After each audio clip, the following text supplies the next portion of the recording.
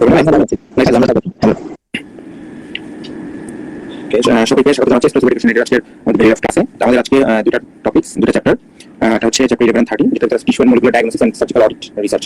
আচ্ছা, তো এর মধ্যে এই টিস্যু এন্ড মলিকুলার ডায়াগনোসিস এই চ্যাপ্টারটা আমাদের পরীক্ষার জন্য ইম্পর্টেন্ট এবং আমাদের মানে ডে টু ডে প্র্যাকটিক্যাল লাইফে বা আমাদের ট্রেনিং লাইফে এই জিনিসটা কিন্তু খুব ইম্পর্টেন্ট। হ্যাঁ, আচ্ছা, কেন জিনিসটা ইম্পর্টেন্ট, এর মধ্যে কি কি আছে সেটা আমরা হচ্ছে পড়লেই বুঝবো।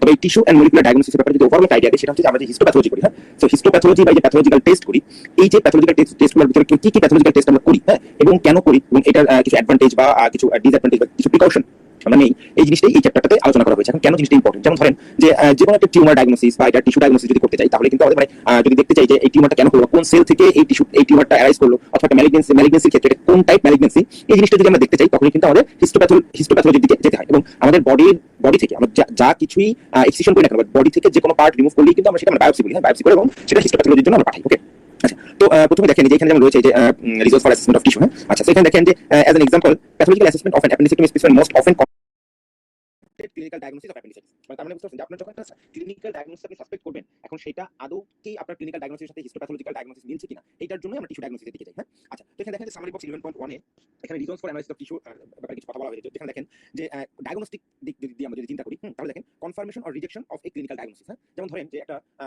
ব্রেস্ট মাস অথবা একটা ব্রেস্ট লাম্প, এই ব্রেস্ট লাম্পের ক্ষেত্রে কি হয়, আমরা কিন্তু অনেক সময় কিন্তু ডাইলেমাতে থাকি যে এটা আদৌ যে এটা ম্যালিগনেন্ট নাকি বিনাইন। যেমন ধরেন যে একটা 50 ইয়ার ফিমেল, এখন 50 ইয়ার ফিমেলের ক্ষেত্রে ধরেন আপনি টাইনি একটা মাস পেলেন, সেটা সবসময় যে কার্সিনোমা হতে পারে তাও না। আবার ধরেন যে যদি আপনি একটা ইয়াং এজে ব্রেস্ট একটা হার্ড মাস পান, তাহলে সেটাও যে ওই অবস্থায় যেহেতু এজ আমাদের ক্যান্সার ডায়াগনোসিস এজ একটা ফ্যাক্ট, যদি এটা কনফার্মেটরি কোনো কিছু না বা কনফার্মেটরি আপনি এক্সক্লুড করবেন না কোনো ম্যালিগনেন্সি, বাট এটা আমরা একটা ফ্যাক্টর হিসেবে ধরি। তো তাহলে দেখেন যদি ইয়াং এজ আমরা একটা হার্ড মাস পাই অথবা ওল্ডার এজ মিডল এজ যদি আমরা একটা মানে সফট একটা লাম্প পাই, তাহলে কিন্তু আমরা স্পেসিফিক ভাবে বলতে পারবো না যে এটা কার্সিনোমা বা এটা হচ্ছে ম্যালিগনেন্সি। এই যে আমাদের একটা প্রফেশনাল ডায়াগনোসিস, এটাকে এস্টাবলিশ করার জন্য অথবা যদি এটাকে রিজেকশন করার জন্য না এটা না, এই জিনিসটা রিজেকশন করার জন্য কিন্তু আমাদের এই টিস্যু অ্যানালাইসিস দরকার। আবার ধরেন যে অ্যাডিশনাল ডায়াগনোসিস এর সাথে ক্লাসিফিকেশন অফ নিউক্লিয়াস যেটা বললাম এবং classification of non neoplastic disease. Okay, এছাড়াও কি কি কাজে আমরা ব্যবহার করি টিস্যু অ্যানালাইসিস? দেখেন স্টেজিং অফ ম্যালিগনেন্সি, তারপর হচ্ছে প্রগনোসিস, ম্যানেজমেন্ট। ম্যানেজমেন্ট কি টাইপের ম্যানেজমেন্ট, সেটা হচ্ছে যে ধরেন এই যে ডায়াগনোসিসের উপরে আমার নির্ভর করবে যে আমাদের ট্রিটমেন্টটা কেমন হবে বা আমরা কি থেরাপি দিব, কেমোথেরাপি বা রেডিওথেরাপি, এটার ব্যাপারে এবং থেরাপির চয়েসের ক্ষেত্রে কিন্তু এই টিস্যু ডায়াগনোসিসটা আমাদেরকে হেল্প করবে। হ্যাঁ, যেমন ধরেন যে আমি যদি ব্রেস্ট লাম্প অথবা কার্সিনোমা ব্রেস্ট, এটা যখন আমরা মাস্টেক্টমি করে যখন আমরা হিস্টোপ্যাথোলজি করি, সেই সাথে কিন্তু আমরা রিসিপ্টর স্ট্যাটাস দেখি ER/PR এবং HER2। তাহলে যে পেশেন্টের ER/PR পজিটিভ, তার যে ট্রিটমেন্ট মডালিটিস বা অথবা ধরেন যে পেশেন্টের ER/PR নেগেটিভ বা HER2 পজিটিভ, তার ক্ষেত্রে কিন্তু ট্রিটমেন্ট মডালিটিস ডিফারেন্ট। ওকে, সো এই যে এইটার ক্ষেত্রে যে সিলেকশন অফ থেরাপি, এই ক্ষেত্রে কিন্তু আমাদের এই টিস্যু অ্যানালাইসিসটা খুবই জরুরি। এবং এর জন্য বলা হয়ে থাকে যে বডি থেকে যাই আপনি বের করবেন, মানে বডির যেই টিস্যু যদি আপনি এক্সট্রাকশন করেন, কেটে বের করেন, সেটাই হচ্ছে আমরা বলি যে আইডিয়ালি বায়োপসি করার জন্য, মানে হিস্টোপ্যাথোলজি করার জন্য। আচ্ছা, এরপর দেখেন যে কি রয়েছে cancer screening program and related programs like cervical, bowel, breast, inflammatory bowel disease, parasitic আর এছাড়া রয়েছে কিছু ক্লিনিক্যাল ট্রায়াল সাপোর্ট আর হচ্ছে অডিট। আচ্ছা, তো এখন এখানে রয়েছে দেখেন যে টিস্যু স্পেসিমেন। ওকে, তো এই যে টিস্যু স্পেসিমেনের ভিতরে আমরা কি কি মানে স্পেসিমেনটা হিসেবে ইউজ করি। হ্যাঁ, তো প্রথমেই আছে হচ্ছে হিস্টোলজি। আচ্ছা, হিস্টোলজি জিনিসটা কি? এটা হচ্ছে যে যখন আমরা বডির কোনো একটা টিস্যু নিব, মানে টিস্যু বলতে কি ধরেন ওইখানে সেল থাকবে, কানেক্টিভ টিস্যু থাকবে এবং সেই সাথে ধরেন যে অ্যাডজাসেন্ট কিছু টাইনি মানে ভেসেল থাকতে পারে। ঠিক আছে, সেই সাথে ওইখানে মানে ওই অ্যাডজাসেন্ট স্ট্রাকচারের যা আছে, মাসল থাকতে পারে, এই জিনিসগুলো বা স্কিনের লেয়ার থাকতে পারে, এগুলো যখন আমরা একসাথে নিব, তখন সেটাকে আমরা বলছি হিস্টোলজি। হিস্টো মানে টিস্যু। তো টিস্যু অ্যানালাইসিসটা যখন করব, তখন সেটাকে আমরা বলছি হিস্টোলজি। এখন এটার সাথে আরেকটা কম্পারেবল জিনিস কি, সেটা হচ্ছে সাইটোলজি। তো সাইটো মানে হচ্ছে সেল। তো যদি আমরা শুধু সেল স্টাডি করি, তখন সেটাকে আমরা বলবো সাইটোলজি, আর যদি টিস্যু স্টাডি করি, তাহলে হচ্ছে সেটাকে আমরা বলবো হিস্টোলজি। ওকে, আচ্ছা, তো আহ, এখন দেখেন যে the reason for taking small biopsies including diagnosis, further assessment and prognostic prediction. Types of small biopsy include punch biopsy, needle core biopsy and mucosal biopsy. এই small biopsy example. ওকে, যেমন পাঞ্চ বায়োপসি করার সময় আমরা যে needle core biopsy করি, হ্যাঁ, এই carcinoma ব্রেস্টের ক্ষেত্রে আমরা ট্রু কাট বা কোর কাট বায়োপসি বলি আমরা, ওটা করি, অথবা মিউকোসাল বায়োপসি করা হয়। আচ্ছা, এখন এই যে এই হিস্টোলজিটা করবে, এটা করে হচ্ছে একজন প্যাথোলজিস্ট, কিন্তু এই যে স্পেসিমেনটা নিয়ে দিবে, এই স্পেসিমেনটা বিভিন্ন ডিপার্টমেন্টের ডক্টর ক্ষেত্রে নিতে পারে। যেমন ধরেন যদি একটা সোনো গাইডেড যদি টিস্যু কালেকশন করি, তাহলে কিন্তু সেটা একজন রেডিওলজিস্ট করবে। আবার পার অপারেটিভ টাইমে যদি আমরা কোনো কিছু করি, তাহলে সেটা একজন সার্জন করবে। বাট এইটা অ্যানালাইসিস করবে হচ্ছে প্যাথোলজিস্ট। ওকে, তো দেখেন যে the pathologist approach depends on the reason for surgery. Okay, and for example, assessment of a cancer resection has multiple purpose, including confirmation of the diagnosis, classification, grading, staging, and determination of further management and prediction of outcome, যেটা আমরা বক্সে পড়লাম একটু আগে। আচ্ছা, এখন এর মধ্যে এই যে বায়োপসি যে আমরা নিই, এই বায়োপসিতে আরেকটা কিছু টাইপ রয়েছে। একটা টাইপ হচ্ছে এক্সিশন বায়োপসি। মানে এক্সিশন মানে কি? এক্সিশন মানে হচ্ছে বডি থেকে সেটা আমরা কমপ্লিটলি রিমুভ করে নিলাম, সেটা হচ্ছে এক্সিশন বায়োপসি। ওকে, তাহলে এইটা হচ্ছে ওই যে কমন টাইপ স্মল বায়োপসি আমরা যেটা বললাম, পাঁচ বায়োপসি বা ট্রু কাট বায়োপসি, সেগুলো হচ্ছে খুবই ছোট স্পেসিমেন, বাট একটা এক্সিশনাল বায়োপসি হচ্ছে লার্জ। যেমন ধরেন যে আমি যদি সাপোজ এখানে আমি টেস্টটা আপনাকে দেখাই। সাপোজ ধরেন যে আমি একটা ব্রেস্ট লাম্পের আমরা একটা এই ধরেন একটা এই আপার আউটার কোয়াড্রেন্টে, ধরেন এটা হচ্ছে রাইট ব্রেস্ট। সো এটা আপার আউটার কোয়াড্রেন্টে একটা মাস। তো এটা যখন আমরা কোর কাট বায়োপসি করি, তো কোর কাট নরমালি যে আমরা একটা কোর কাট নিডল থাকে, তাই না? এরকম একটা কোর কাট নিডল থাকে। ঠিক আছে, আচ্ছা, সো এখানে হচ্ছে ধরেন এখানে এরকম একটা হ্যান্ডেল থাকে। ওকে, সো এটা আমি সামনে থেকে বললাম আর কি। তো এই যে এখানকার যে আমরা টিস্যুটা যায়, এই টিস্যুটা কিন্তু কি এই নিডলের মধ্যে যে ডায়ামিটারটা থাকে, ওই ডায়ামিটার অনুযায়ী আমাদের একটা খুবই tiny small piece of tissue আসবে। ধরেন এই টাইপের একটা টিস্যু আসবে, যার মধ্যে স্কিন থাকবে এখানে, তারপর বাকি থাকবে হচ্ছে টিস্যু পার্ট থাকবে, হ্যাঁ, এরপর এখানে মাসল থাকবে, ফ্যাট থাকবে, হ্যাঁ, স্ট্রোমা থাকবে ব্রেস্টের ক্ষেত্রে। আচ্ছা, বাট এক্সিশনাল বায়োপসি কি? ধরেন এক্সিশনাল বায়োপসি হচ্ছে সাপোজ ধরেন যে এই ব্যাকে বা হ্যান্ডে একটা লাইপোমা হলো,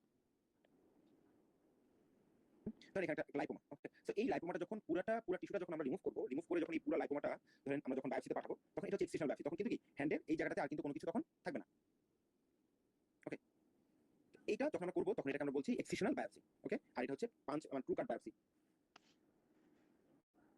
আচ্ছা, তো এখন দেখেন এটা হচ্ছে কি এন্ড এই যে এক্সিশনাল বায়োপসিটা এটা হচ্ছে it is larger than the common types of small biopsy and serves as a both diagnostic biopsy and as a resection. যেটা বললাম যে রিসেকশন করে তারপরে যখন আমরা এটাকে পাঠাবো, তো সেটা হচ্ছে যে আমরা মানে excision biopsy larger. For example excision of small skin lesion achieves its removal and also allow histological diagnosis and classification. Okay, আচ্ছা, এরপর দেখেন যে রয়েছে যে আল্ট্রাসাউন্ড গাইডেড বা কম্পিউটার মানে সিটি স্ক্যান গাইডেড বায়োপসি কিন্তু আমরা করি। কোনগুলো ক্ষেত্রে করি? ধরেন যেগুলো আমাদের মানে বডি ইনার অ্যাসপেক্ট বা সেন্ট্রালের পার্টের দিকে থাকবে, ইনফ্রাঅ্যাবডোমিনাল কোনো মাস এরকম যদি থাকে, তখন সেই ক্ষেত্রে আমরা রেডিওলজির হেল্প নেই। হ্যাঁ, আচ্ছা, তো এখানে দেখেন এখানে রয়েছে যে common types of tissue sample. কি কি টিস্যু স্যাম্পল আমরা নেই এখানে? যেমন দেখেন হিস্টোলজির জন্য ফরমালিন ফিক্সড টিস্যু এবং ফ্রেশ টিস্যু। ওকে, মানে কি আমরা অনেক সময় কি হয় যে একটা টিস্যু নিয়ে আমরা কিন্তু ফরমালিনের মধ্যে নিয়ে ভায়ালে করে তারপরে যদি বড় বড় হয়, যেমন একটা হেমিকোলেক্টমি, হ্যাঁ, তো এই স্পেসিমেনটা বড় একটা জারে নিই অথবা ছোট একটা টাইনি স্প্লেশন যখন হয়, তখন সেটাকে আমরা ছোট একটা ভায়ালে নিই। এই ভায়ালে নিয়ে তারপর ফরমালিনে দিয়ে তারপর সেটাকে আমরা পাঠাই, কারণ কি এটা প্রিজার্ভেশনের জন্য। আবার অনেক সময় আমরা র টিস্যু পাঠাই, হ্যাঁ, যেমন কি যখন আমরা যেমন মানে ফ্রেশ ফ্রোজেন মানে ফ্রোজেন সেকশন যখন আমরা করি, ঠিক আছে, ওই ফ্রোজেন সেকশনের সময় কিন্তু আমাদের টিস্যুটা র পাঠানো লাগে, ওটাকে তারপরে ইনস্ট্যান্ট ফ্রোজেন করে তারপরে এটা আমরা করবো সামনে, কিন্তু মানে জাস্ট এখন আমরা আপনাদের সাথে ডিসকাস করার ব্যাপারে যে ফ্রোজেন সেকশনটা র টিস্যু পাঠাই। হ্যাঁ, আবার হচ্ছে যেমন ধরেন আমরা জিন এক্সপার্ট করতে যখন পাঠাই তখন কিন্তু র টিস্যু আমরা পাঠাই। ওকে, আচ্ছা, আরেকটা যেটা হচ্ছে সেটা হচ্ছে সাইটোলজি। এখন এই সাইটোলজির ক্ষেত্রে কি কি মানে স্পেসিমেন বা কোন জায়গার স্পেসিমেন আমরা নেই? হ্যাঁ, সেটা হচ্ছে দেখেন যে সার্ভাইকাল নেই, ওয়াশিং ব্রাশিং বা স্ক্র্যাপার। অনেক সময় ওয়াশিং ব্রাশিং করা হয় যদি আমরা কোনো ব্রঙ্কিয়াল ল্যাবেজ নেই, তখন ওয়াশিং ব্রাশিং করা হয়। হ্যাঁ, এরপর হচ্ছে ফাইন নিডল অ্যাসপাইরেট বা যেটা আমরা এফএনসি বলছি। আবার হচ্ছে কিছু ফ্লুইড নেই, স্পুটাম নেই, এগুলোর ক্ষেত্রে আমরা শুধু সাইটোলজি দেখি, এখানে কিন্তু কোনো টিস্যু অ্যানালাইসিস করতে পারি না আমরা। আচ্ছা, দেখেন all samples of routine histology are immediately placed in fixative usually formalin. কত পার্সেন্ট দেখেন? এটা হচ্ছে 10% ফরমালিন। এটা তো ফরমালিন আমরা জানি যে 10% formalin by the surgical team or by other clinical staff to preserve morphology. This usually happens before delivery to the pathology laboratory. Okay, এই জিনিসগুলো কি তাহলে দেখেন আমাদের এটা আমাদের কিন্তু প্র্যাকটিক্যাল একটা নলেজ। আমরা ওয়ার্ডে যে কাজগুলো করি বা ওটিতে অপারেশনের পরে তারপরে হিস্টোলজি প্রসেসিং এর ক্ষেত্রে যে কাজটা করি, এই জিনিসগুলো এখানে লেখা আছে। এই কারণে এই চ্যাপ্টারটা একটু ভালো করে রিডিং করবেন, তাহলে কি হবে যে আমরা এই যে টিস্যু প্রসেসিং এর ক্ষেত্রে অনেক সময় আমরা আমাদের প্র্যাকটিক্যাল নলেজটা দেখবেন, এটা আপনাদের আরো এনরিচ হবে। পরীক্ষার জন্য তো কিছু ইনফরমেশন জানাই যাবে, তারপর আমাদের ক্লিনিক্যাল অ্যাপ্লিকেশনটা আপনারা জানতে পারবেন। আচ্ছা, এরপর দেখেন চলে আসি সাইটোলজি। তো সাইটোলজির ক্ষেত্রে জিনিসটা কি? সাইটোলজির ক্ষেত্রে আমরা শুধু সেল স্টাডি করব। যেমন ধরেন এই ক্ষেত্রে আমরা যখন বললাম এই যে যখন আমি এখানে যখন দেখিয়েছি এই জায়গাটা পুরো টিস্যুর পুরো পার্ট আসছে। ওকে, বাট সাইটোলজির ক্ষেত্রে কি? সাইটোলজির ক্ষেত্রে অনলি সেল স্টাডি করব। যেমন ধরেন আমি এটা মানে এফএনসি যখন করি, এফএনসি কি ফাইনাল এক্সপ্রেশন সাইটোলজি এখানে শুধু কিছু সেল আসবে। এখন এই একটা সেল, ধরেন এই সেলটা যদি সেলের ভিতরে নিউক্লিয়াসটা হয়, তো এই সেলটা কি নরমাল সেল নাকি এটা কোনো ডিফারেন্সিয়েশন হয়েছে? লাইক ধরেন যে এটা যদি মেটাপ্লাস্ট হয় এটা ধরেন একরকম হয়ে যাবে, অথবা যদি ম্যালিগনেন্ট হয় তাহলে এটা স্ট্রাকচার ধরেন আরো চেঞ্জ হয়ে গেল নিউক্লিয়াস স্ট্রাকচার। ওকে, সো এই জিনিসটা অ্যানালাইসিস করতে পারে হচ্ছে সাইটোলজি। ধরেন এটা হচ্ছে মেটাপ্লাসিয়া, এটা হচ্ছে নিউপ্লাসিয়া। সো এটা হচ্ছে শুধু সেল। তাহলে দেখেন এই ক্ষেত্রে কিন্তু আমাদের কিছু কি মানে কমতি থাকবে এই টেস্টের ক্ষেত্রে, কারণ সবসময় যদি যেমন ধরেন যে এই যে যখন এফএনসি করার সময় বা আমরা যতটুকু যেই টিস্যু থেকে বা যেই মাস থেকে সাসপেক্ট করে আমরা সেলটা চাচ্ছি, অনেক সময় কি সেটা অ্যাভেলেবল নাও হতে পারে স্পেসিমেনে, তাহলে কিন্তু রেজাল্ট পারফেক্ট আসবে না। এটা কিন্তু এখানে এটা একটা ফ্যাক্ট। এবং অনেক সময় কি হয়, অনেক সময় হচ্ছে যেই টিস্যুটা থেকে আমরা নিতে যাচ্ছি বা যেই মাস থেকে নিতে যাচ্ছি সেটা অ্যাক্সেসিবল হয় না। হ্যাঁ, তো এটা হচ্ছে সাইটোলজি একটা মানে একটা ব্যাড এফেক্ট বলবো আর কি, হ্যাঁ, বা ডিসঅ্যাডভান্টেজ বলবো। আবার দেখেন এবার কি আমরা ফ্রেশ টিস্যু, ফ্রেশ টিস্যু বলতে the most common indication for submission of fresh tissue sample হচ্ছে কি মানে ফ্রেশ টিস্যু বলতে কি এখানে কোনো ফিক্সিটি বা ফর্মালিন আমরা ইউজ করব না। হ্যাঁ, এটা হচ্ছে মোস্ট কমনলি দেখেন র্যাপিড ফ্রেশ মানে ফ্রোজেন সেকশন ডায়াগনোসিস ইউজুয়ালি ডান ইন্ট্রাঅপারেটিভলি। আদার ইন্ডিকেশন কি মাইক্রোবায়োলজিক্যাল অ্যাসেসমেন্ট, যেমন জিন এক্সপার্টের ক্ষেত্রে আমরা করি ইলেকট্রন মাইক্রোস্কোপি, কেমিক্যাল অ্যানালাইসিস, তারপর যেমন research work, tissue banking, some types of molecular pathological analysis. Okay, আচ্ছা, এরপরে রয়েছে রিস্ক ম্যানেজমেন্ট। হ্যাঁ, আচ্ছা দেখেন আমরা যেহেতু একটা টিস্যু বা একটা ইনফেক্টেড বা মানে ইনফেক্টেড বলবো অথবা ধরেন একটা ইনভলভড টিস্যু, সেটা যে কোনো যেমন ম্যালিগনেন্সি হতে পারে, আদার্স কোনো ভাইরাল ইনফেকশন দিয়ে হতে পারে, কোনো ব্যাকটেরিয়াল বা মাল্টি ড্রাগ রেজিস্ট্যান্স কোনো ব্যাকটেরিয়া দিয়েও কিন্তু সেই টিস্যুটা কন্টামিনেটেড থাকতে পারে। এই জন্য দেখেন যখন একজন মেডিকেল পার্সোনাল যখন ওই টিস্যুটা হ্যান্ডেলিং করবে তখন কিন্তু তারও সেটাতে মানে ইনফেক্টেড হওয়ার চান্স থাকে। তো এই জন্য এই টিস্যু হ্যান্ডলিংটা করার ক্ষেত্রে কিন্তু আমাদের খুব কষাস হতে হয় এবং এই রিস্কটা যেন না থাকে সেভাবে কিন্তু এটা প্রিপেয়ার করা, এটা প্রসেসিং করা এবং এটা প্যাথোলজিস্টের কাছে বা প্যাথোলজি ল্যাবে সেন্ড করে after sending to pathology lab এই প্যাথোলজিস্টেরও এটা প্রসেস করার ক্ষেত্রে প্রত্যেকটা স্টেপ বাই স্টেপ এটা কিন্তু হাইলি প্রিকশনাস হতে হয়। হ্যাঁ, এবং এই জন্য আমরা যখন আমরা এই যে স্পেসিমেনটা যখন রিকোয়েশন লিখি কিন্তু আমরা সবকিছু ডিটেইলস দিয়ে দেই পেশেন্টের ব্যাপারে, হ্যাঁ, যেন প্যাথোলজিস্ট রিকোয়েশন পেপার পড়ে বুঝতে পারেন। আচ্ছা, এরপর হচ্ছে কি স্পেসিমেন প্রসেসিং। হ্যাঁ, আমরা একটা স্পেসিমেন কালেকশন করলাম বডি থেকে, এখন এটা আমরা কিভাবে প্রসেসিং করি এটার ক্ষেত্রে সেখানে বলা হয়েছে দেখেন। তো এক্ষেত্রে কি হয় যে লার্জেস্ট যে স্পেসিমেনগুলো যেমন কোনটা যে গ্যাস্ট্রোইন্টেস্টাইনাল ট্র্যাক্ট, ধরেন একটা হেমিকোলেক্টমি অথবা একটা স্লাইসিং, হ্যাঁ, যেমন একটা ইউটেরাসের একটা পার্ট বা প্যানক্রিয়াসের পার্ট, হ্যাঁ, অথবা ব্রেস্টের পার্ট, এটা কি করি? এটা হচ্ছে আমরা ফিক্সেশনে মানে ডুবাই রাখি, লাইক ফরমালিন আমরা ডুবাই রাখি 24 to 48 আওয়ার্স। এই জিনিসটা আমরা করি। আচ্ছা, আর যেগুলো একদম মানে ফিউ মিলিমিটার, যেগুলো ছোট একদম ছোট ফিউ মিলিমিটার, সেগুলো হচ্ছে আমরা পুরো টিস্যুটাই আমরা মানে প্যাথোলজিস্টের কাছে দিই এবং প্যাথোলজি পুরো টিস্যুটাই তখন প্রসেসিং করে। বাট যখন এটা বড় টিস্যু হয় তখন এটাকে কেটে কেটে ছোট ছোট করে তার প্রসেসিং করে। যেমন এই যে দেখেন এখানে কিন্তু বেশ কিছু ফিগার দেওয়া, যেমন এটা একটা কোলনের মধ্যে একটা মাস, হ্যাঁ, দেখছেন একটা কোলনের এই যে মাস ইনভলভ একটা কোলনে। সো এখানে কি এই পুরো স্পেসিমেনটা তারা যখন নেয় এরপরে এটাকে আগে ম্যাক্রোস্কোপিক্যালি তারা আগে দেখে দেন হচ্ছে যেখানে যেই জায়গাটাতে ইনভলভ এই ইনভলভ জায়গাটাকে তারা আরো মাল্টিপল স্লাইস করে। ওকে, আচ্ছা, এরপর দেখেন এই যে এটা হচ্ছে একটা oesophago and oesophago gastrectomy content distal oesophageal tumour. এই যেটা হচ্ছে ইসোফেগো গ্যাস্ট্রেক্টমি, হ্যাঁ, ডিস্টাল ইসোফেজিয়াল টিউমার যে জায়গায় দেখা যাচ্ছে। এরপর এটা হচ্ছে একটা ইউটেরাস, হ্যাঁ, ইউটেরাস স্লাইড দেখেন, যে সিস্টিকুলেশন, এটা সিস্টিকুলেশন এখানে, হ্যাঁ। আচ্ছা, স্লাইসিং টু অ্যালাউ ফিক্সেশন।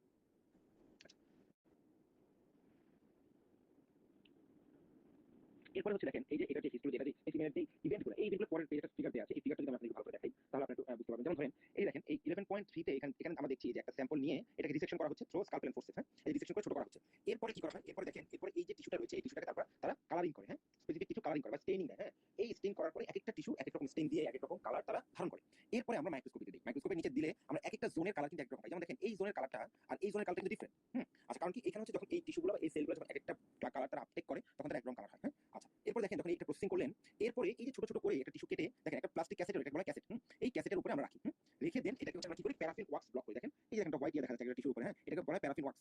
এই জাস্ট এই পার্টটুকু, হ্যাঁ, এই প্যারাফিন ওয়াক্স করা হয়। এই প্যারাফিন ওয়াক্স করে এটাকে ফিক্সেশন করা হয় টিস্যুটাকে, এইটা ক্যাসেটে ফিক্স করা হয়। করে দেন দেখেন এই যে দেখেন এটা হচ্ছে মাইক্রোটোম, এই যে যেটা দেখা যাচ্ছে এটা মাইক্রোটোম, এটা হচ্ছে মাইক্রোটোম, দেখছেন এই মাইক্রোটোমকে পিস পিস পিস পিস করে কেটে এই রকম দেখেন স্লাইস হয়, চিকন চিকন স্লাইস হয়। এরপরে সেটাকে আমরা এই যে এরকম ডাবল হেডেড মাইক্রোস্কোপের নিচে দেখি। এই যে ডাবল হেডেড মাইক্রোস্কোপ, এই ডাবল হেডেড মাইক্রোস্কোপে একজন থাকে হচ্ছে যে সিনিয়র প্যাথোলজিস্ট আছেন এবং তার সাথে একজন জুনিয়র প্যাথোলজিস্ট বা ট্রেইনি, হ্যাঁ, রেসিডেন্ট, এইরকম লেভেলের এরা দুজন তখন সেটাকে অ্যানালাইসিস করে। এটা হচ্ছে একটা সিকোয়েন্স।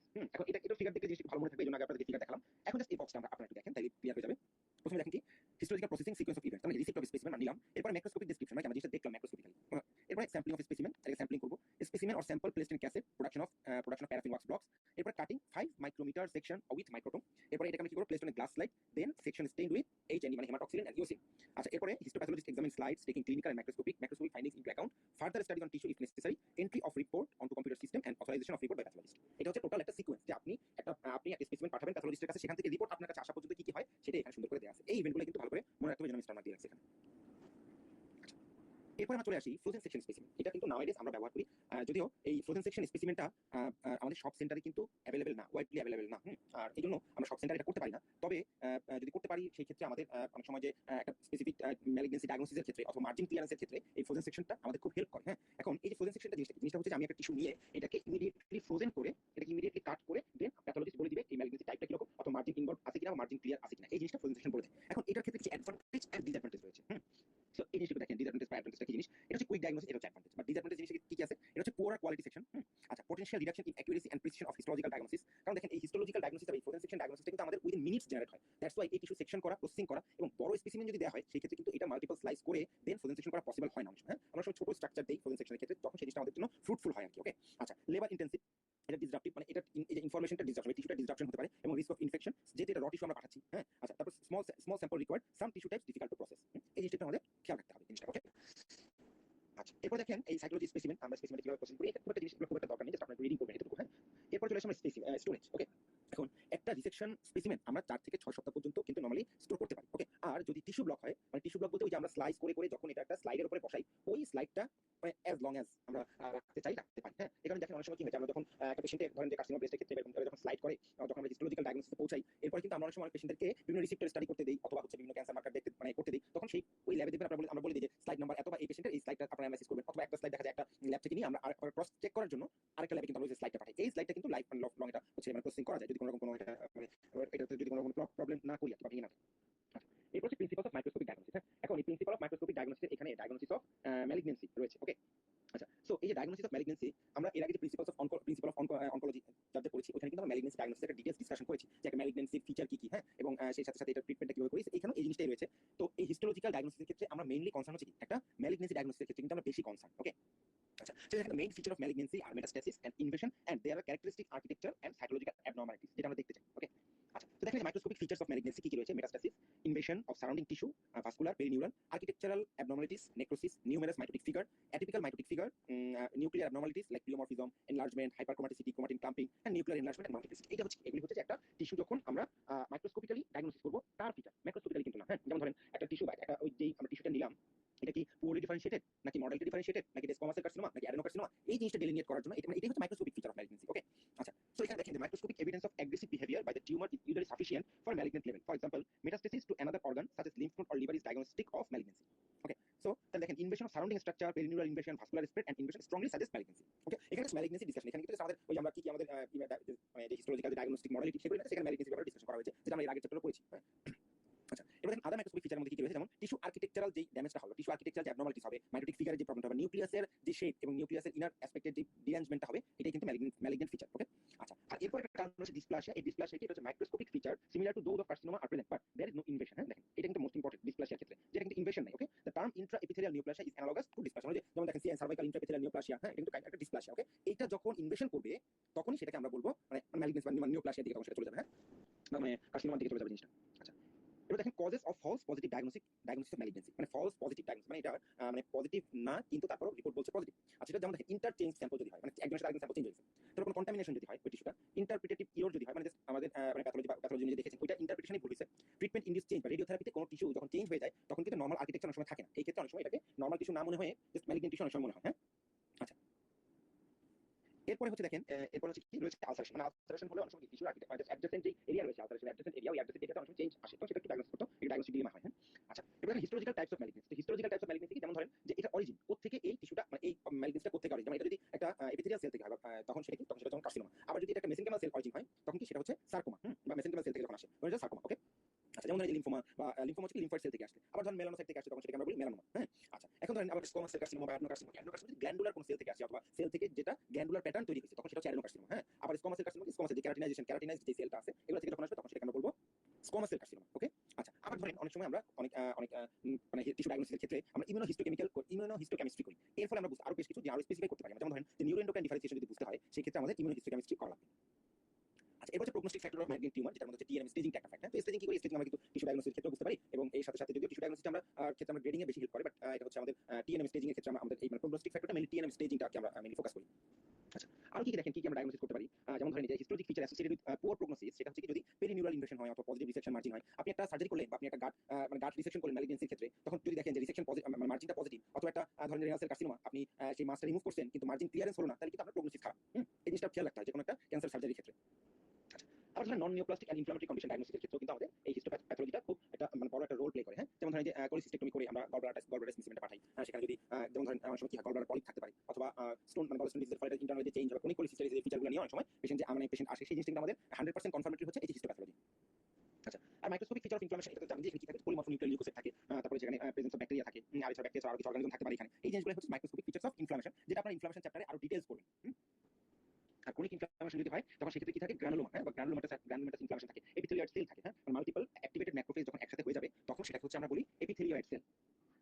আচ্ছা, এরপর কিছু আদার্স কিছু টার্মস এখানে বলেছে, যেমন ধরেন হাইপারপ্লেসিয়া, এটা তো এগুলো প্যাথোলজি আমরা ডিটেইলস করছি। হাইপারপ্লেসিয়া মানে কি, increase number of cell in a tissue does increase the volume of the tissue. Okay, আচ্ছা। হাইপারট্রফি এটা হচ্ছে increase the number increase the cell size does increase the volume of the tissue বা organ.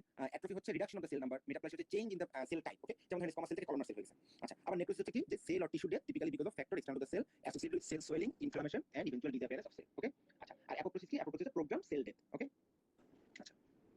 আচ্ছা, এতক্ষণ পর্যন্ত আমরা যতটুকু discussion করলাম এর মধ্যে কারো কোনো কোশ্চেন আছে কিনা, যদি কোশ্চেন থাকে তাহলে করতে পারেন।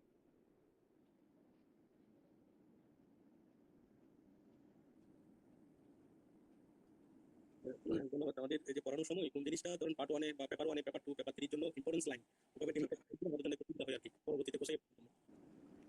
আচ্ছা, ওকে, থ্যাংক ইউ। তো এখানে আমাদের যে পেরিগ্রাফটা, সেই পেরিগ্রাফের মেইনলি আমরা যদি পার্ট 1 মানে পার্ট 1 এর ক্ষেত্রে যদি পেপার 1 2 3 যদি আমরা অ্যানালাইসিস করি, তো সেই ক্ষেত্রে দেখা যায় কি যে পার্টটা অ্যানাটমিক্যাল পার্ট মানে বইতে যেটা আছে সেটা হচ্ছে পেপার 1 এর ক্ষেত্রে, এবং যেটা নরমাল ফিজিওলজির ক্ষেত্রে যে জিনিসটা নরমাল ফিজিওলজি বা সার্জিক্যাল ফিজিওলজি সেটা হচ্ছে পেপার 2, এবং প্যাথোলজি পুরো জিনিসটাই হচ্ছে পেপার 3 মধ্যে ইনক্লুডেড। ওকে, সো আপনাদের কাছে মনে হয় যে যে সিলেবাসটা রয়েছে সিপিএস এর, তো এর মধ্যে মানে বলা আছে যে কোন কোন পার্ট কিসের মধ্যে আছে, যেমন ধরেন যে এই মাইক্রোস্কোপিক ফিচারস অফ ইনফ্লামেশন বা এই যে হিস্টোলজিক্যাল ডায়াগনোসিস, এই পুরো জিনিসটাই কিন্তু পেপার 3 পার্ট মেইনলি আসলে। ওকে, আর তারপরে যখন আমরা অর্গান রিলেটেড যে এই বেরিলাপটা অর্গান রিলেটেড যখন যেগুলো পড়ানো হবে তো সেগুলি আশা করি আমাদের মেন্টর সেভাবে বলে দিবেন যে কোনটা পেপার 1 এর ক্ষেত্রে ইম্পর্টেন্ট, কোনটা পেপার 2 এর ক্ষেত্রে এবং কোনটা পেপার 3 এর ক্ষেত্রে। যদিও আসলে স্যাররা যখন কোশ্চেন করেন দেখবেন যে অনেক সময় আমাদের মানে প্রচলিত সূত্রের বাইরে যে তারা কিন্তু প্রশ্ন করে থাকেন অনেক সময়, কারণ পড়ে যাবেন সবই, তবে জাস্ট ওই জিনিসটা অনেক সময় একটু আইডিয়া করে গেলেন এটা। তবে আমি একটা গ্রস আইডিয়া দিয়ে দিলাম যে কোনটা আপনি কোন পেপারের জন্য মনে করবেন।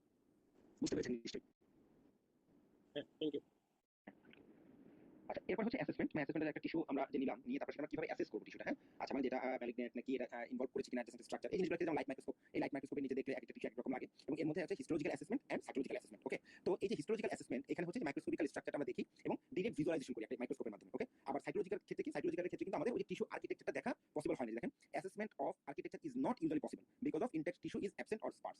এটাই হচ্ছে হিস্টোলজি এবং সাইটোলজির মধ্যে বেসিক ডিফারেন্স। এইজন্যই হিস্টোলজিক্যাল অ্যাসেসমেন্টের যে রিলায়েবিলিটি এটা হচ্ছে more superior than cytological assessment. Okay, আজকে দেখেন cytology compared with histology, advantage কি, wider area of sampling in some cases, often less invasive, fast, cheap, but disadvantage দেখেন cannot assess tissue architecture, less amenable to further tissue studies. Okay? আচ্ছা, এরপর হচ্ছে আমাদের কিছু এই বক্সগুলো দরকার, কারণ ডিটেলস এত কিছু পড়ার দরকার নেই, কারণ এখানে ডিটেলস এত কিছু আমাদের এই লেভেলে দরকার নেই, শুধু বক্সের থেকে ইনফরমেশনগুলো পড়ে যাবেন তাহলেই আশা করি পরীক্ষার জন্য এনাফ। আচ্ছা, যেমন ধরেন যে রিজনস অফ ইনঅ্যাডিকুয়েট স্যাম্পল, একটা স্যাম্পল আপনি কালেকশন করলেন কিন্তু দেখলেন যে সেটা আপনার ক্লিনিক্যাল ডায়াগনোসিসের সাথে বা ওই রেজাল্টের সাথে জিনিসটা মিলল না, তার মানে কি তাহলে বেশ কিছু জায়গায় লেভেলে কিন্তু আপনার মানে ফল্ট থাকতে পারে। এখন কোন কোন লেভেলে ফল্ট থাকতে পারে এটা হচ্ছে আমরা এখানে বলছি। ইনঅ্যাডিকুয়েট স্যাম্পল কেন হতে পারে? Failure two inability to sample the ইনটেন্ডেড area, মানে ওই এরিয়া থেকে আপনি নিতে পারলেন না, অথবা স্যাম্পলটা ধরেন যে এত ছোট নিলেন যেটা কিনা অ্যানালাইসিস করা সম্ভব হচ্ছে না, অথবা ওই স্যাম্পলটা আনরিপ্রেজেন্টেটিভ, মানে যেমন ধরেন যে টিস্যু লাগবে, টিস্যু না নিয়ে ধরেন এফএসসির ক্ষেত্রে আপনি শুধু ব্লাড নিলেন, ওইখানকার ওই অর্গানের সেলটা আসলো না, ওই মাসের সেল আসলো না, তার আগে ধরেন আপনি যখন নিডল নিলেন সেখান থেকে যখন ব্লিডিং হলো ওই ব্লাডটা আপনি নিয়ে আসলেন। আচ্ছা, নন ভাইবল টিস্যু যেমন আলসার বা নেক্রোসিসের ক্ষেত্রে নন ভাইবল টিস্যু নিয়ে আসছে, অ্যানালাইসিস করে কিছু পাওয়া গেল না। আচ্ছা, হিস্টোলজির ক্ষেত্রে কি দেখেন, এটা হচ্ছে sample too superficial to detect deeper layer, cautery artefact, মানে হচ্ছে ডায়াথার্মি করে যখন আমরা একটা টিস্যু পড়া দেই ওই টিস্যুটা অ্যানালাইসিস করলে কিন্তু আপনি পারফেক্ট রেজাল্ট পাবেন না, এটা কি কটারি আর্টিফ্যাক্ট বলছে। হ্যাঁ, আর হচ্ছে ক্রাশ আর্টিফ্যাক্ট, মানে ক্রাশিং করে যদি স্ট্রাকচার নষ্ট করে দিই তখন কিন্তু অ্যাডিকুয়েট রেজাল্ট পাওয়া যাবে না। ওকে, আচ্ছা, এরপর দেখেন additional techniques for assessing tissue, মানে আর কি কি টেকনিক আছে এই টিস্যু অ্যাসেস করার জন্য। যেমন আমরা বললাম যে এই যে লাইট মাইক্রোস্কোপের নিচে কিন্তু আমরা হিস্টোলজি এবং সাইটোলজি দেখতে পাচ্ছি, বাট যদি আমরা মলিকুলার ডায়াগনোসিস করতে চাই বা আমরা ধরেন যে মলিকুলার ডায়াগনোসিস বলতে যে রিসিপ্টর স্ট্যাটাস যখন আমরা দেখতে যাই তখন কিন্তু আমাদের আরো কিছু স্পেশালাইজ টেস্ট করতে হয়। এর মধ্যে যেমন কিছু স্পেশাল স্টেইন আমরা ইউজ করি, যেমন স্পেশাল স্টেইন যেমন H&E, haematoxylin and eosin stain অথবা কঙ্গো রেড স্টেইন, এরকম বেশ কিছু স্টেইন রয়েছে। হ্যাঁ, আবার ধরেন যে এই এরপর ইমিউন হিস্টোকেমিস্ট্রি, ইলেকট্রন মাইক্রোস্কোপ, তারপর রয়েছে in situ hybridization, molecular pathology technique like PCR, হ্যাঁ, এই জিনিসগুলো নেক্সট জেনারেশন সিকোয়েন্সিং, এনজিএস, এগুলো কিছু আরো মডার্ন এবং আপডেটেড এই মানে মডালিটিস, মানে যদি অতটা আপডেটেড না, এগুলো অনেক আগে থেকে ব্যবহার করছি আমরা, তবে লাইট মাইক্রোস্কোপ থেকে এগুলো হচ্ছে আরো মানে হায়ার। আচ্ছা, কিছু যে স্পেশাল স্টেইন রয়েছে, হ্যাঁ, এই স্টেইনের ভিতরে আমি যে দুইটা টিক দিয়েছি, এই দুইটা একটু ভালো করে পড়বেন যে এই দুইটা স্টেইন আমরা এই দুইটা ক্ষেত্রে ব্যবহার করি, যেমন মাইক্রোবায়োটিক ডায়াগনোসিসের ক্ষেত্রে আমরা জেল নেলসন স্টেইন এবং হচ্ছে তারপর হচ্ছে অ্যামাইলয়েডের ক্ষেত্রে কঙ্গো রেডটা ব্যবহার করা হয়। হ্যাঁ, এগুলো একটু খেয়াল রাখবেন। আচ্ছা, এরপর হচ্ছে ইমিউনোহিস্টোকেমিস্ট্রি। হ্যাঁ, আচ্ছা, এটা ইমিউনোহিস্টোকেমিস্ট্রি ডিটেইলস করবেন ইমিউনোহিস্টোকেমিস্ট্রিটা। আচ্ছা, এখন ইমিউনোহিস্টোকেমিস্ট্রি জিনিসটা কি জিনিস? এটা হচ্ছে মেইনলি যেমন নামেই দেখেন একটা পরিচয় কি, যেমন ইমিউনো মানে বলতে আমরা বুঝি যে এখানে ইমিউন কমপ্লেক্স বা ইমিউন কমপ্লেক্স বলতে আমরা কি বুঝি, সেটা হচ্ছে অ্যান্টিজেন অ্যান্টিবডি কমপ্লেক্স। তো একটা টিস্যুতে যখন একটা অ্যান্টিজেন অ্যান্টিবডি কমপ্লেক্স আমরা যখন স্টাডি করব, তো ওইটাই হচ্ছে ইমিউনোহিস্টোকেমিস্ট্রি। এখন এটা কিভাবে করা হয়? এটা হচ্ছে যে আমরা যখন একটা স্পেসিফিক অ্যান্টিজেনের এগেইনস্টে যখন আমরা অ্যান্টিবডি দেখবো বা রিঅ্যাকশন দেখবো, ওই অ্যান্টিবডিটাতে একটা ডাই লেভেল করা থাকে, হ্যাঁ, মানে লেভেল উইথ ডাই, স্পেসিফিক অ্যান্টিবডি। এরপরে কি হবে, এরপরে যখন ওই অ্যান্টিজেন অ্যান্টিবডিটা যখন রিঅ্যাকশন করবে তখন ডাইয়ের কালারটা চেঞ্জ হবে এবং এইটাই আমরা মাইক্রোস্কোপের নিচে দেখব। এটাই হচ্ছে ইমিউনোহিস্টোকেমিস্ট্রি। Okay, এই দেখেন, the technique detects a specific antigen using antibody. The antibody labeled with a dye after binding to its target antigen is visible in this tissue section as a colored stain, often brown. আচ্ছা, this allows a pathologist to confirm or exclude presence of an antigen as well as determine its tissue distribution and cellular localization. Okay, যেমন দেখেন Ki67 এটা cell cycle marker. ওকে, এটা হচ্ছে কি, এটা বোঝা যায় কোন একটা সেলের ক্ষেত্রে একটা টিস্যুতে calculated proliferative index in which turn as prognostic value for neuroendocrine neoplasm and other lesion ক্ষেত্রে এই যে Ki67 proliferation আমরা দেখি। ওকে, আচ্ছা, এখন দেখেন ইমিউনোহিস্টোকেমিস্ট্রি টিউমার প্যাথোলজি, টিউমারের ক্ষেত্রে জিনিসটা কেন কখন আমরা করি, দেখেন এটা করা হয় ইমিউনোহিস্টোকেমিস্ট্রি। আচ্ছা, আজানের পরে বাকি কন্টিনিউ করছি।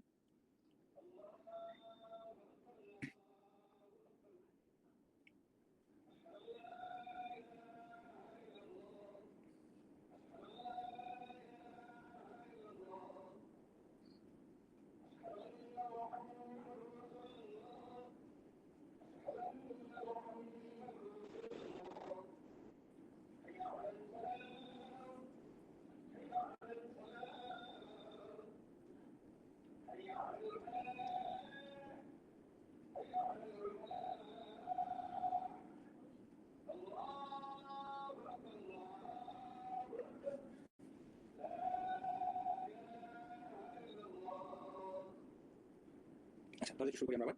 এখানে দেখেন এই ইমিউনোহিস্টোকেমিস্ট্রি মানে টিউমার প্যাথোলজি কোথায় আমাদের কাজে লাগে।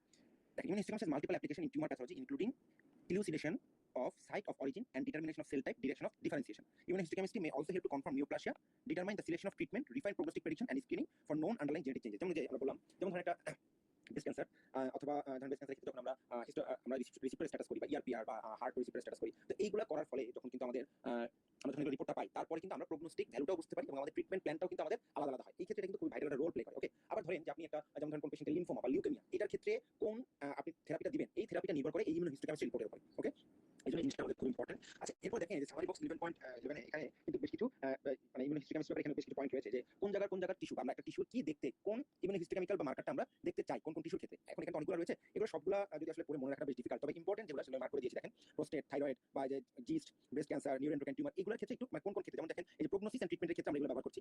সাইট অফ অরিজিন বা সেল টাইপ দেখার ক্ষেত্রে আমরা প্রোস্টেটের ক্ষেত্রে দেখি পিএসএ, থাইরয়েডের ক্ষেত্রে দেখি থাইরোগ্লোবিন, গ্যাস্ট্রোইন্টেস্টাইনাল টিউমারের ক্ষেত্রে দেখি CD118, DOG1, এই জিনিসগুলো। এখন এখানে ব্যাপারটা কি, যেমন ধরেন যে এই যে সেল টাইপ, এই যে পিএসএ, এই পিএসএ কি প্রোস্টেট স্পেসিফিক অ্যান্টিজেন, মানে কোনো কারণ আপনি যদি পিএসএটা পান এখানে তার মানে কিন্তু বুঝাই যাবে এটা প্রোস্টেটিক টিস্যু, এটা অন্য কোনো টিস্যু হবে না। ওকে, এটা হচ্ছে সাইট অফ অরিজিন ও সেল টাইপটা আমাদের মানে ডিটারমিনেশনের জন্য এই জিনিসটা কাজে লাগে। আচ্ছা, এরপর এখানে রয়েছে ইউজ অফ ইমিউনোহিস্টোকেমিস্ট্রি। এতক্ষণ আমরা যেটা ডিসকাশন করলাম এখানে ডিটেইলস দেওয়া আছে, পড়লে বুঝতে পারবেন। এছাড়া আরো এখানে বেশ কিছু ডিটেইলস এখানে রয়েছে, যেমন ইনসিটু হাইব্রিডাইজেশন, এগুলো আমরা কিসে কাজে লাগে বা পিসিআর। আমার মনে হয় এখানে এখন আমাদের এই এত ডিটেইলস বা এত ভেতরকার পড়া খুব একটা এই লেভেলে দরকার আছে। জাস্ট আপনারা শুধু বক্সগুলো পড়ে যাবেন, যেমন দেখেন indication of molecular analysis of tumour tissue. কখন কখন আমাদের মলিকুলার অ্যানালাইসিস করতে হয়, যেটা আমরা একটু পড়ে আসলাম। এই প্রগনোসিস, স্টেজিং, সিলেকশন থেরাপি, একই কথা সবাই বক্স আকারে দিয়েছে, একটু পড়বেন। আচ্ছা, আর এছাড়া এখানে রয়েছে যেমন tumour types that may respond two immune checkpoint inhibitor drug, মানে ইমিউন চেকপয়েন্ট ইনহিবিটর কিছু ড্রাগ রয়েছে, যেমন ট্রাস্টুজুমাব, পার্টুজুমাব, এই জিনিসগুলো, এগুলো কোন কোন ক্ষেত্রে আমাদের লাগে, এই জিনিসগুলো, এই নামগুলো একটু পড়বেন। যেমন এই যে টিউমার চেকপয়েন্ট ইনহিবিটর ড্রাগ, তাহলে মানে এটা কিন্তু ফার্মাকোলজির একটা পার্ট। ধরেন ফার্মাকোলজির হিসেবে যদি কোনো অ্যান্টি ক্যান্সার ড্রাগ থেকে প্রশ্ন হয়, সেই ক্ষেত্রে কিন্তু যেমন এরকম একটা বক্স থেকে প্রশ্ন হতে পারে। এই প্রশ্নগুলো এইভাবেই কিন্তু নরমালি বেরিয়ে থেকে হয়।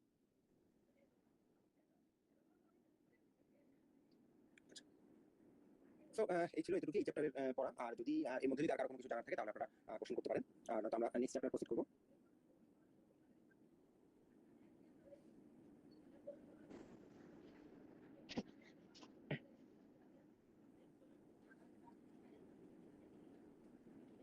আচ্ছা, তাহলে আমরা পরের চ্যাপ্টার শুরু করি, সার্জিক্যাল অডিট অ্যান্ড রিসার্চ।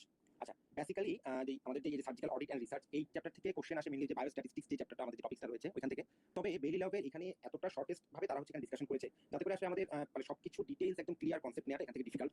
এই জন্য বায়োস্ট্যাটিক্সটা আলাদাভাবে যখন আপনারা পড়বেন, সেই চ্যাপ্টারটা যখন ডিটেইলস পড়ে যখন বুঝবেন, এরপরে আপনারা এই সার্জিক্যাল অডিট অ্যান্ড রিসার্চটা যখন পড়বেন তখন কনসেপ্টটা ক্লিয়ার হবে। তবে এখন একটা আইডিয়া পাবেন যে কি কি আমাদের জানতে হয় একটা সার্জিক্যাল অডিট বা রিসার্চের ক্ষেত্রে, আমরা কি কি জানতে, মানে কি কি জিনিস আমাদের মানে রিসার্চের ক্ষেত্রে আমরা জানতে চাই, বা তারপরে হচ্ছে আমরা কি জিনিস দেখতে চাই, রিসার্চ আর্টিকেল পড়ার সময় আমরা কি কি দেখবো, বা পাবলিশ করার সময় কোন কোন পয়েন্ট আপনার ওই আর্টিকেলে মাস্ট ইনক্লুডেড থাকতেই হবে, আদারওয়াইজ আপনার একটা রিসার্চ আর্টিকেল সেটা ইনভ্যালিড হয়ে যাবে। এখানে এই জিনিসটার ক্ষেত্রে বলা হয়েছে। আর বেসিক যে কি স্টাডি আছে সেগুলোর ক্ষেত্রে তারা একটা খুবই খুবই খুবই ছোট করে একটু মানে আইডিয়া দিয়েছে। তো তারপর আমরা ডিসকাশন করবো এখানে। এখন কথা হচ্ছে এই যে সার্জিক্যাল অডিট বা রিসার্চ, এই সার্জিক্যাল অডিট বা রিসার্চটা কেন প্রয়োজন, এই জিনিসটা আপনাদের একটু আগে একটু জানতে হবে। যেমন ধরেন আমাদের এই যে এখন কি এই যে গ্লোবালাইজেশনের যুগে ট্রিটমেন্ট প্ল্যান বা আগে একটা ডিজিজের ট্রিটমেন্ট যেভাবে হতো, বা যে মডালিটিস বা যে মেডিকেশন দিয়ে হতো, অথবা যে সার্জিক্যাল ইন্টারভেনশন আমরা করতাম, এখন দেখা গেছে কি ওইটার প্রসেসিং কিন্তু মডিফাইড হয়েছে। এখন এই যে মডিফিকেশনটা হয়েছে, এবং একটা এই মডিফিকেশনটা হওয়ার পরে ধরেন যে ইউকেতে একটা সার্জারি করেছে একজন সার্জন, তারপরে করে তো সেটা একটা ওয়ার্ল্ড ওয়াইড স্বীকৃতি পেলো। এই যে স্বীকৃতিটা পেলো, এটা যেই প্রসেসিং এর মাধ্যমে আসছে, এটাই হচ্ছে রিসার্চ আর্টিকেল পাবলিকেশন, মানে পাবলিশ হয়েছে। এখন একটা রিসার্চ আর্টিকেল যখন পাবলিশ হয় একটা মানে রিনাউন্ড একটা সাইটে বা জার্নালে, তখন এটা ওয়ার্ল্ড ওয়াইড বাকি ফিজিশিয়ানরা কিন্তু এটাকে অ্যাডপ্ট করে, এই ওই মডালিটিসটাকে, ওই ট্রিটমেন্টটাকে তারা অ্যাডপ্ট করে, এবং তখন সেটা গ্লোবালি তখন সেটা ইউজ হতে থাকে। এই জন্যই হচ্ছে এই রিসার্চের দরকার।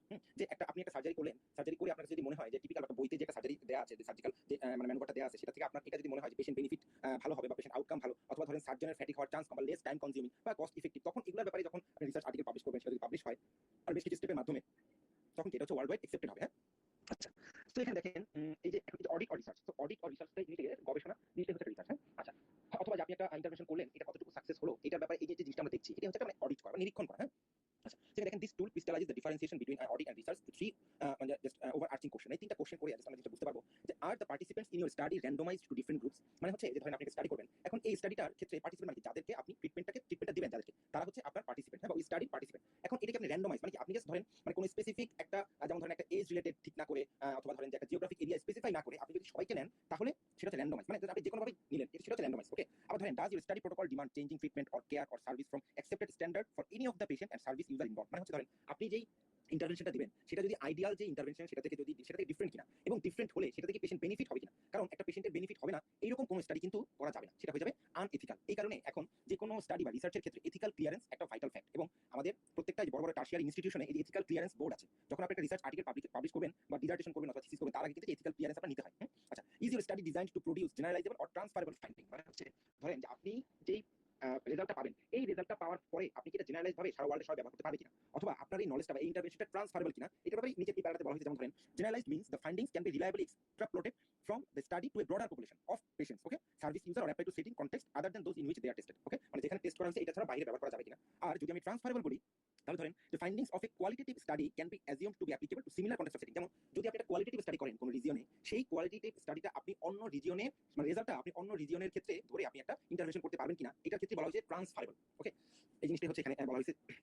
যেমন ধরেন মানে এখানে একটা এক্সাম্পল যদি আমি কি দিতে চাই, যেমন এক্সাম্পল হচ্ছে যে ধরেন আপনি একটা পেশেন্টের ক্ষেত্রে ধরেন যে অ্যাপেন্ডিসেক্টমির ক্ষেত্রে, এখন এই অ্যাপেন্ডিসেক্টমি আমরা ব্রিডার ইনসিশন দেই, অথবা হচ্ছে আমরা ল্যান্ড ইনসিশন দেই। আবার এখন ধরেন অনেক সময় কি হয় যে আমরা ল্যাপারোস্কোপিক অ্যাপেন্ডিসেক্টমি করছি। এখন এই যে এই ট্রিটমেন্ট মডেল যেগুলো আসছে, কারণ প্রথম ব্রিডার ইনসিশন দিয়ে আসছে। এখন ব্রিডার ইনসিশন দেওয়ার পরে তারপরে কসমেটিক পারপাস সার্ভ করার জন্য তারপর আসলে ল্যান্ড ইনসিশন। এখন ধরেন যে এই যে ল্যান্ড ইনসিশন বা ব্রিডার ইনসিশন যখন আপনি স্টার্ট করবেন, ধরুন ল্যান্ড ইনসিশনটা আপনি স্টার্ট করবেন, হ্যাঁ, গ্রিডার ইনসিশন আগে থেকে দেওয়া হতো। এখন এই ল্যান্ড ইনসিশনটা আপনাকে কতটুকু পেশেন্ট বেনিফিট দিবে এবং এর ফলে পেশেন্টের যে অ্যাপেন্ডিসেক্টমির পরবর্তী ধাপে তার কোনো প্রবলেম হবে কিনা, এই জিনিসটা যখন আপনি মানে এক্সক্লুড করতে পারবেন এবং করে যদি আপনি মানে আপনারটাকে মানে জাস্ট আপনার যে ল্যান্ড ইনসিশন দিয়ে আপনি অ্যাপেন্ডিসেক্টমি করলেন এটাকে যখন এস্টাবলিশ করতে পারবেন বেনিফিট হিসেবে, তখন কি হবে, তখন এটা গ্লোবালাইজেশন বা অন্যান্য এরিয়াতে অন্য সার্জন ধরেন যে এই যে ল্যান্ড ইনসিশন দিয়ে সার্জারিটা করবে। ওকে, যেমন এটা হচ্ছে এরকম একটা জাস্ট জেনারেলাইজেবল একটা ব্যাপার আর কি। আমি একটা অ্যাজ এক্সাম্পল দিয়ে জিনিসটা বুঝাইলাম আর কি। আচ্ছা, আবার ধরেন যে ট্রান্সফারেবল বলতে যেমন ধরেন যে একটা এরিয়াতে ধরেন স্পাইসি ফুড বেশি খায় অথবা ধরেন যে স্মোক ফুড যখন বেশি খায় এবং দেখা গেল যে ওই এরিয়াতে ওই পার্টিকুলার যে পপুলেশন ওই পপুলেশনে কার্সিনোমা স্টোমাক হওয়ার চান্স বেশি বা কার্সিনোমা স্টোমাকের ইনসিডেন্স বেশি। তার মানে কি, যদি সেই ক্ষেত্রে ওই স্মোক ক্যান ফুড অথবা স্পাইসি ফুড যদি একটা রিস্ক ফ্যাক্টর হয়ে থাকে, এটা আপনি অন্য এরিয়াতে ব্যবহার করতে পারবেন কিনা বা তাদেরকে আপনি অন্য এরিয়াতে আপনি যদি বলেন যে আপনারা রিস্ক এই যে এই যে ফুডগুলো রয়েছে, হ্যাঁ, যে রিচ ফুড বা হচ্ছে এই যে স্মোক ফুড ক্যান ফুড, হ্যাঁ, এই ফুডগুলো আপনারা অ্যাভয়েড করবেন, নয়তো আপনাদের কার্সিনোমা স্টোমাক হওয়ার চান্স থাকতে পারে বা এটা একটা রিস্ক ফ্যাক্টর। এই জিনিসটা হচ্ছে কি, এটা হচ্ছে যেমন একটা ট্রান্সফারেবল ফ্যাক্টর। আশা করি আপনারা বুঝতে পেরেছেন জিনিসটা। আচ্ছা, এখন এই যে অডিট অর সার্ভিস ইভ্যালুয়েশন বা এই জিনিসটার ক্ষেত্রে হচ্ছে যে আপনি একটা অডিট বা সার্ভিস বা ইভ্যালুয়েশন আপনি করবেন, এটা আপনার জন্য কতটুকু বেনিফিশিয়াল বা আপনি একটা লং টাইম ধরে বা আপনি একটা বড় পপুলেশনে যখন আপনি এই রিসার্চটা করবেন আদৌ কি জিনিসটা বেনিফিশিয়াল কোনো ইফেক্ট হবে কিনা, এই জিনিসটা কিন্তু আপনাকে দেখতে হবে। এবং সেই রিসার্চের ক্ষেত্রে কোনো পেশেন্ট হার্ম হবে কিনা এটাও একটা ফ্যাক্ট। এবং সেই ক্ষেত্রে আপনার যে রিসোর্স বা ন্যাশনাল বা আপনার ইনস্টিটিউশন বা হসপিটাল রিসোর্স যে নষ্ট হবে তা কতটুকু মানে কতটুকু ঠিক হবে যে এই রিসোর্সটা নষ্ট করা, এই জিনিসগুলো কিন্তু আপনার চিন্তা করতে হবে একটা রিসার্চের ক্ষেত্রে। ওকে, এটা কিন্তু একটা ফ্যাক্ট। যেমন দেখেন there are two main types of audit in common practice, যেমন একটা হচ্ছে সিঙ্গেল আর লোকাল অডিট, মানে আপনার একটা হসপিটাল ইনস্টিটিউশনে, আর একটা কি মাল্টি সাইট রিজিওনাল বা ন্যাশনাল অর ইন্টারন্যাশনাল অডিট। যেমন ধরেন যে মাল্টি সাইট রিজিওনাল, যেমন ধরেন ঢাকার টার্সিয়ারি লেভেলের হসপিটালগুলোতে আমরা একটা ট্রিটমেন্ট আউটকাম দেখবো। এটা হচ্ছে কি মাল্টি সাইট রিজিওনাল, বাট ধরি যে শুধু ঢাকা মেডিকেলের সার্জারি ডিপার্টমেন্টে আমরা দেখবো বা জেনারেল সার্জারি ডিপার্টমেন্টে আমরা একটা ট্রিটমেন্ট প্ল্যান বা ট্রিটমেন্ট আউটকাম দেখবো। এটা হচ্ছে সিঙ্গেল সাইট বা লোকাল অডিট। ওকে, আচ্ছা, এখন এই যে একটা অডিট আপনি করবেন বা রিসার্চ করবেন, এটা একটা ফর্মাল একটা স্ট্রাকচার লাগবে, একটা স্ট্রাকচার লাগবে, একটা প্রসেস লাগবে। এখন সেই জিনিসটা কি, সেই জিনিসটা যেমন দেখেন define the audit question in a multidisciplinary team. যখন আপনি একটা অডিট করবেন এটা আপনাকে অবশ্যই মাল্টিডিসিপ্লিনারি টিমের কাছে প্রেজেন্ট করতে হবে ওই কোশ্চেনটা। এবং identify the body of evidence and current standard, মানে যে কারেন্ট স্ট্যান্ডার্ড প্র্যাকটিসটা কি চলছে এবং আপনি কি করবেন। কারণ একটা রিসার্চ যেটা পাবলিশ হয়ে গেছে বা যেটা এস্টাবলিশ হয়ে গেছে সেটার ব্যাপারে আপনার রিসার্চ করার কিছু নেই, আপনি নতুন একটা কিছু মানে রিসার্চ করবেন। ওকে, তো সেটার ক্ষেত্রে স্ট্যান্ডার্ড প্রোটোকলটা কি সেটাও কিন্তু আপনাকে জানতে হবে। আচ্ছা, design the audit to measure performance against agreed standards based on strong evidence, যেটা আমি বললাম আপনাকে, measure over an agreed interval. যেমন কি একটা এগ্রিড ইন্টারভেলের ব্যাপারে, যে ধরেন আপনি একটা ইন্টারভেনশন করবেন, তো সেটা ইন্টারভেনশন আপনি আজকে করলেন কালকে আপনি পাবলিশ করতে পারবেন না। তাহলে কি ধরেন যে আপনাকে একটা ধরেন আপনি একটা দেখবেন যে সাপোজ ধরেন যে outcome of cosmesis cosmetic purpose serve by lens incision versus grid iron incision, okay, in appendicectomy surgery. Okay, এটা যখন আপনি করবেন, সো এটা ধরেন যে আপনি কি করলেন, আপনি লাস্ট 1 ইয়ার ধরে আপনি একটা টাইমের ভিতরে দেখলেন যে পেশেন্টের আউটকাম কিরকম হয়, কসমেটিক আউটকাম কিরকম হয়। এটা আমি একদম পারফেক্ট এক্সাম্পল না দিলে একটু জাস্ট আপনাদের বুঝান, কারণ একটা এক্সাম্পল না দিলে এই কথাগুলো অনেক সময় ধরতে পারি না আসলে। আচ্ছা, এরপর রয়েছে কি দেখেন, এরপর analyse result and compare performance against agreed, যেটা বললাম যে স্ট্যান্ডার্ডের এগেইনস্টে আপনার ইন্টারভেনশনটা কতটুকু মানে ভালো হলো সেটার ব্যাপারে কম্পেয়ার করতে, ভালো বা খারাপ সেটা কম্পেয়ার করতে হবে। আন্ডারটেক গ্যাপ অ্যানালাইসিস, যেমন if all standard reach reaudit after an agreed interval, if there is a need for improvement, তাহলে কিন্তু সেখানে আরো ট্রেনিং করে তারপরে আস্তে আস্তে এই জিনিসটা করা লাগবে। আর এরপরে আরেকটা আমাদের জিনিস কি রয়েছে সেটা হচ্ছে রি-অডিট করতে পারি আমরা একটা ক্ষেত্রে। হ্যাঁ, আচ্ছা, এখন এটা হচ্ছে এরপর দেখেন মাল্টি সেন্টার স্ন্যাপশট অডিট, এটা 28 এডিশন নতুন এসেছে। এটা হচ্ছে যেমন ধরেন এখন থেকে গ্লোবালাইজেশনের যুগে আমরা কিন্তু ওয়ার্ল্ড ওয়াইড সব হসপিটাল সেন্টারের সাথে কিন্তু আমরা ইনস্ট্যান্ট আমরা কানেক্ট হয়ে যেতে পারি, মানে চাইলে। যেমন ধরেন আপনি বাংলাদেশে বসে বা আপনি ঢাকায় বসে চিটাগং এর একজন সার্জনের সাথে আপনি কমিউনিকেট করতে পারছেন, বা চিটাগং বসে আপনি ইউকে একজন সার্জনের সাথে আপনি কমিউনিকেট করতে পারছেন। তো ধরেন যে একটা সার্জিক্যাল ইন্টারভেনশন যখন একটা টাইমে বিভিন্ন দেশের বা বিভিন্ন ইনস্টিটিউশনের সাথে এট এ টাইম যখন আপনারা কমিউনিকেট করে সেই জিনিসটার ব্যাপারে একটা ডিসকাশন করতে পারবেন, তখন সেটাই হচ্ছে মাল্টি সেন্টার স্ন্যাপশট অডিট। হ্যাঁ, যেমন ধরেন যে এই এক মাসে এই একটা সার্জারি হলো বা একটা পারফরেশন রিপেয়ার সার্জারি বিভিন্ন মডালিটিস দেখলেন বিভিন্ন সার্জন বিভিন্ন ইনস্টিটিউশন বা বিভিন্ন দেশে, তখন সেটা তারা স্টাডি করে কে কি রেজাল্ট পেলো এটার ব্যাপারে যখন একটা স্টাডি পাবলিশ করে, তখন সেটা হচ্ছে মাল্টি সেন্টার স্ন্যাপশট অডিট বলি আমরা। হ্যাঁ, আচ্ছা, এরপরে হচ্ছে আইডেন্টিফাই এ রিসার্চ টপিক। তো এই ডিসকাশনটা আমি একটু আগে করেছি যে আপনি একটা রিসার্চ টপিক যে আইডেন্টিফাই করবেন সেটার ব্যাপারে কি বেসিস হবে আপনার। একটা কমন থিং যেটা আগে পাবলিশড হয়ে গেছে বা এস্টাবলিশড হয়ে গেছে, সেই সেম টপিক কিন্তু আপনার রিসার্চ করে লাভ নেই, আপনাকে একটু ডিফারেন্ট বা একটু মডিফাই করে তারপর একটা রিসার্চ আর্টিকেল পাবলিশ করতে হবে। আচ্ছা, এবং সেই ক্ষেত্রে আপনি দেখতে যদি চান যে এটা আদৌ পাবলিশ হয়েছে কিনা, কি আসলে আগে যেমন ছিল কি, আগে হচ্ছে এরকম ধরেন যে জার্নাল আসতো মাসে মাসে জার্নাল বা 6 মাস পর জার্নাল এবং পাবলিশ হয়, সেগুলো দেখে মানুষ জানতো। কিন্তু এখন ডেইলি টু ডেইলি বা ইনস্ট্যান্ট ঘন্টার পর ঘন্টা যে এই ঘন্টায় একটা রিসার্চ হলো তারপরের ঘন্টা আপনি মানে সেই জিনিসটা দেখতে পারেন। আমাদের বিভিন্ন অনলাইন প্ল্যাটফর্ম আছে, সেই প্ল্যাটফর্মে আপনি দেখতে পারেন, যেমন যে বিএমজে, তারপর পাবমেড সেন্ট্রাল, হ্যাঁ, কক্রেইন, এই জিনিসগুলোতে কিন্তু এখন আমরা এই রিসার্চ আর্টিকেল বা গুগল স্কলার এগুলোতে কিন্তু আমরা সার্চ করি বিভিন্ন রিসার্চ আর্টিকেল। ওকে, এবং এর মাধ্যমে আপনি বুঝতে পারবেন যে এই রিসার্চটা এর আগে পাবলিশ হয়েছে কিনা বা এর আউটকাম কি ছিল, এই জিনিসগুলো। এখানে দেখেন বেশ কিছু নাম রয়েছে, এগুলো যখন আপনারা এগুলোতে ঢুকবেন তখন আপনারা পেয়ে যাবেন। এই দেখেন পাবমেড সেন্ট্রাল, তারপর রয়েছে এমবিএস, হ্যাঁ, তারপর হচ্ছে সিআইএনএইচএল, তারপর হচ্ছে কক্রেইন কোলাবোরেশন, এই জিনিসগুলো। ওকে, আচ্ছা, এখন এই যে আপনি একটা স্টাডি করবেন, এই স্টাডিতে কি আপনার টিম লাগবে, তাই না? একটা টিম ফর্ম করতে হবে। সো এই টিমে কাকে কাকে আপনি রাখবেন, এই ক্ষেত্রে ধরেন যে মেইন ধরেন একজন সার্জন যখন করবেন, যেহেতু একটা সার্জারি বইতে আছে, তো সার্জন নিয়ে আমরা কথা বলি। একটা সার্জন বা মেইন চিফ সার্জন যে স্টাডিটা করবেন, এর সাথে যেমন কি তার টিম ফর্মিং করতে গেলে তার সাবসিকুয়েন্ট তারা যারা আছেন তারা এই টিমে ইনক্লুডেড থাকবে, তারা অ্যাসিস্ট বা হচ্ছে যেমন তার ট্রেনি এরা যারা রয়েছে, হ্যাঁ, বা তার ইউনিটের বাকি যারা রয়েছে অথবা তার ডিপার্টমেন্টের আরো রয়েছে বা অন্য ডিপার্টমেন্টের কয়েকজনকে এখানে ইনভলভ করে একটা টিম ফর্ম করেন। হ্যাঁ, ওকে, আচ্ছা, এরপর দেখেন search research collaboration can be most effective in undertaking two key types of study, যেমন simple randomise control trial and multi centre snapshot audit. Okay, এই জিনিসগুলো এক্ষেত্রে আমাদের মানে দরকার হয়। তো র্যান্ডমাইজ কন্ট্রোল ট্রায়াল হচ্ছে যে just আমরা একটা স্টাডি যখন করি একটা নির্দিষ্ট এরিয়াতে সেটা র্যান্ডমলি সিলেকশন করি। আমি প্রিফিক্স কোনো কিছু না, পেশেন্টের এজ এটা কোনো প্রিফিক্স থাকবে না। আমি 10 জন পেশেন্ট আসবে আমার কাছে, এই 10 জন পেশেন্ট যে কোনো এজের হতে পারে, হ্যাঁ, তখন তাদেরকে আমরা সেভাবে আমরা দেখবো। ওকে, এটা হচ্ছে র্যান্ডমাইজ মানে র্যান্ডম। আচ্ছা, এবার প্রজেক্ট ডিজাইন। ওকে, এখন একটা প্রজেক্ট ডিজাইন যখন করবো এখানে আমরা বেশ কিছু কোশ্চেন আমাদের মাথায় রাখতে হয়, হ্যাঁ, যে এই ডিজাইনটা কিভাবে আমরা করবো, রেডি করবো। যেমন ধরেন হোয়াই ডু দ্য স্টাডি, কেন আমরা স্টাডিটা করবো, এই কোশ্চেনটার অ্যান্সার কিন্তু আপনাকে দিতে হবে। যখন আপনি যখন আমরা একটা প্রজেক্ট মানে যখন আমরা একটা প্রজেক্ট সাবমিশন করি বা হচ্ছে যে আমরা ডিজার্টেশনের সময় এটা যখন আমরা যখন এটা করি তখন কিন্তু এই কোশ্চেনের অ্যান্সারগুলো আপনাকে দিতে হবে। যেমন ধরেন will it answer useful question, তারপরে is it practical, can it be accomplished in the available time and with available resource. দেখেন এই টাইম এন্ড রিসোর্স একটা ফ্যাক্ট। আপনি আমার একটা স্টাডি ডিজাইন করলেন যেখানে ধরেন আপনার একটা হিউজ পরিমাণ ইকোনমিক্যাল সাপোর্ট লাগবে, কিন্তু আপনার সেটা নাই। অথবা ধরেন আপনি আমার একটা স্টাডি ডিজাইন করলেন যেখানে ধরেন যে আপনার 5,000 পেশেন্ট লাগবে। তো এখন আপনি 6 মাসে একটা সার্জারি ডিপার্টমেন্টে আপনি কিন্তু একটা নির্দিষ্ট ডিজিজের উপরে একটা নির্দিষ্ট ট্রিটমেন্ট আউটকামের উপরে কিন্তু আপনি 5,000 পেশেন্ট আপনার পাওয়া কিন্তু ডিফিকাল্ট। 5,000 যদি হয় আমি আরো বেশি ধরেন আপনি ক্যালকুলেশন করলেন তখন সেটা ডিফিকাল্ট হয়ে যাবে। হ্যাঁ, আচ্ছা, এরপর ধরেন project benefit from collaboration to increase number or make best use of high technology equipment. এটা কতটা লাগবে হাই টেকনোলজি ইকুইপমেন্ট। তারপর দেখেন what findings are expected, what are the research governance requirements, what are the ethical issues। এখানে আমরা বলেছি আমি কেসটা দিয়ে রেখেছি, তার মানে এথিক্যাল ইস্যু এখানে কিন্তু একটা fact. what impact could it have, এই যে আপনি রিসার্চটা করবেন বা পাবলিশ করবেন স্টাডিটা করবেন এটা কি ইম্প্যাক্ট ফেলতে পারে, হ্যাঁ, আপনার ন্যাশনাল লেভেলে বা লোকাল লেভেলে অথবা মানে ইন্টারন্যাশনাল লেভেলে কি ইম্প্যাক্ট ফেলতে পারে আপনার ট্রিটমেন্ট মডালিটিস বা আপনার রিসার্চটা, হ্যাঁ, মানে প্রোটোকল সাবমিশন করি আমরা অনেক সময়, হ্যাঁ, আমরা বলি আর কি। আচ্ছা, এখানে কিছু স্টাডি টাইপ দেওয়া রয়েছে, যদি আসলে এখানে ডিটেইলস একদম তারা কিছুই বলেনি, একটু হালকা কিছু বলেছে। যেমন ধরেন অবজারভেশনাল স্টাডি, হ্যাঁ, প্রথমে এটা কি evaluation of condition of treatment in defined population. এখন অবজারভেশনাল স্টাডিতে যেমন ধরেন যে আপনি একটা পেশেন্টের ক্ষেত্রে বা একটা রিজিয়নে বা একটা হসপিটাল সেটিংয়ে ধরেন যে টাইফয়েডের পেশেন্ট, হ্যাঁ, এখন এই টাইফয়েড কিন্তু বিভিন্ন ভাবে আমরা ট্রিট করতে পারি, বিভিন্ন অ্যান্টিবায়োটিক দিয়ে আমরা ট্রিট করতে পারি, হ্যাঁ। তো ধরেন আপনি দিলেন যে এখানে হচ্ছে একটা পেশেন্টের ক্ষেত্রে সেফুরোক্সিম আর সেফুরোক্সিম উইথ ক্লাভুলোনিক অ্যাসিড।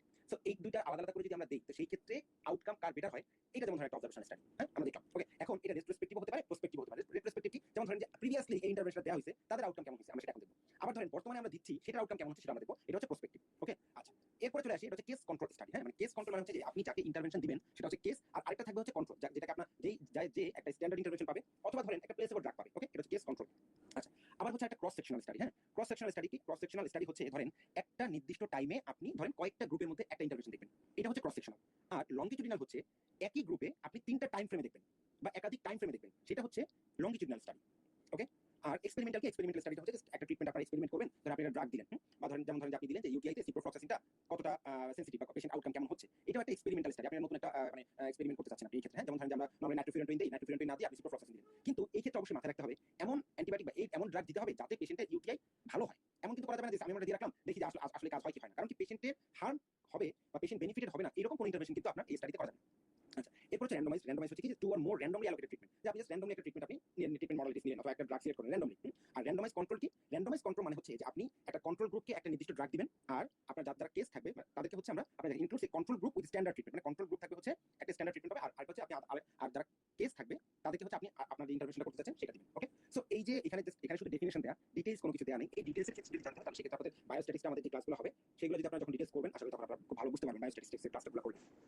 আচ্ছা, এরপরে হচ্ছে ধরেন এই যে একটা স্যাম্পল সাইজ যখন আপনি নেবেন, এখন এই স্যাম্পল সাইজটা আপনার কেমন হবে, ধরেন আপনি একটা ইন্টারভেনশন করবেন এবং সেটা রেজাল্ট পাবলিশ করে এটা যে একটা সার্বজনীনভাবে গৃহীত হবে, তা আপনি ধরেন 5 জন পেশেন্টকে আউটকাম দেখলে হবে, একটা ইনস্টিটিউশনে 6 মাসে আপনি 5 জনের উপরে সেই ইন্টারভেনশনটা করলেন, তাতে কি আপনার আউটকাম আপনি বলতে পারবেন? এখন এই স্যাম্পল সাইজটা কতটুকু হবে এটার ক্ষেত্রে একটা ক্যালকুলেশন করতে হয়, বা কিছু ক্যালকুলেশন বা কিছু ফর্মুলা রয়েছে, হ্যাঁ। আর তার যদি আমরা বলি যে এই স্যাম্পল সাইজের ক্ষেত্রে বা একটা রিসার্চের পাবলিকেশনের ক্ষেত্রে আমাদের ইরর হয়, একটা টাইপ 1 ইরর বলি আর একটা টাইপ 2 ইরর বলি, হ্যাঁ। টাইপ 1 ইরর কি, যেমন ধরেন যে benefit is perceived when really there is none, মানে আসলে ওইটাতে কোনো আউটকাম পজিটিভ আউটকাম জিনিসটা হয় না কিন্তু আপনি পাইছেন, হ্যাঁ, সেটা হচ্ছে ফলস পজিটিভ। আর আরেকটা হচ্ছে কি, যে আউটকাম আপনি মিস করে গেছেন কিন্তু সেটা হয়েছে সেটা হচ্ছে ফলস নেগেটিভ। ওকে, আচ্ছা, সেখানে যেমন দেখেন একটা স্টাডিতে আপনি যদি আপনি একটা ধরেন আপনি একটা স্টাডি করবেন, এখন সেই স্টাডিতে আপনার যেই যেমন ধরেন নিউ ট্রিটমেন্ট দিবেন, হ্যাঁ, এই ট্রিটমেন্টের যে কমপ্লিকেশন রেটটা আপনি কমাতে চান বা দেখতে চান যে কমপ্লিকেশন রেটটা কতটুকু কমছে। ওকে, তাহলে সেটা যদি আপনি দেখতে চান যে আপনার এই ইভেন্টটা বা কমপ্লিকেশন ইভেন্টটা আপনার 30 থেকে 20% নিতে হবে, এটা হচ্ছে আপনার এক্সপেক্টেড। এখন সেই ক্ষেত্রে ক্যালকুলেশনটা আমরা করব, এটা একটা ফর্মুলা। এখানে আর হচ্ছে যে আগে যেটা ছিল যেমন একটা উন্ড ইনফেকশন রেট, এই উন্ড ইনফেকশন রেট আপনি 30% থেকে 20% করবেন, তাহলে 30% হচ্ছে আর এবং এস হচ্ছে 20%। এখন এটা যদি আপনি করতে চান তাহলে আপনার এই স্টাডিটা ফ্রুটফুল হওয়ার জন্য কতজন লাগবে আপনার এই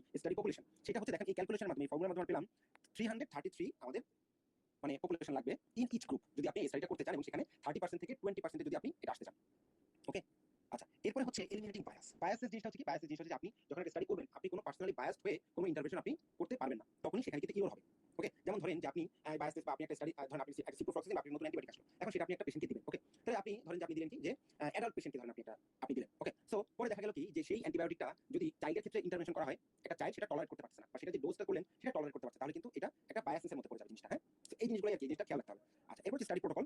স্টাডি প্রোটোকলটা হচ্ছে যে জাস্ট আপনি কিভাবে এই স্টাডি প্রোটোকলটা রেডি করবেন বা আপনি যেই আপনার স্টাডিটা সাজাবেন বা রিসার্চটা রেডি করবেন সেটা কিভাবে আপনি সাজাবেন, হ্যাঁ, এই জিনিসটা এখানে একটা স্টাডি প্রোটোকল বা এই প্রোটোকলটা ক্ষেত্রে বিভিন্ন দেশে বা বিভিন্ন গাইডলাইনের প্রোটোকল একটু ডিফারেন্ট।